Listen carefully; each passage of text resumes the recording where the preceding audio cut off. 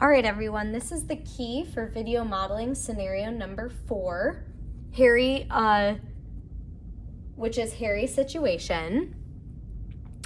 So we have a Van de Graaff generator that is a conductor and has a charge of +8, 10 atoms.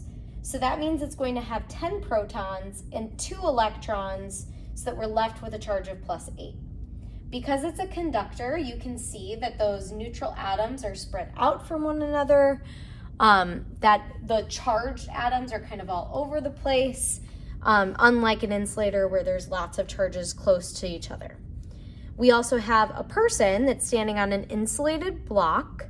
The person has 10 atoms and their charge is neutral, so that means they have 10 protons and 10 electrons.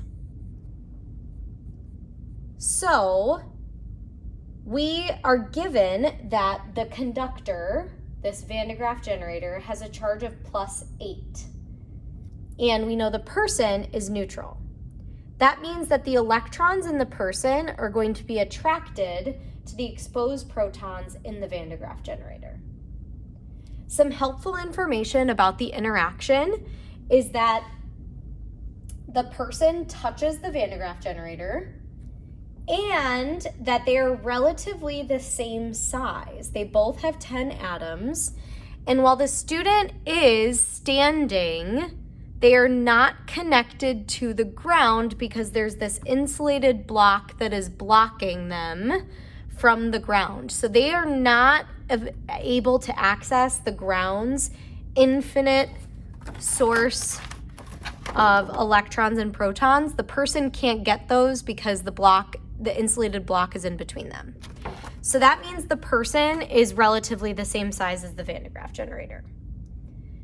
So when the person does finally touch the Van de Graaff generator, those electrons are going to move from the person to the Van de Graaff generator. And because they're relatively the same size, this is going to happen until we have a relatively even distribution of charge. So at this point, we have, the charges are going to spread out because this is a conductor, so we don't want those charged atoms to be spread out. Right now we have, 4 exposed protons. Over here we have 4 exposed protons as well.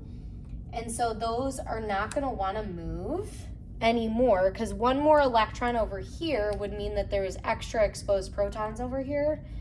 There are more over here than over here. And so the electrons are going to stop moving because they're balanced. So what we see is this conductor, the person, have a positive charge +4 because they lost 4 electrons.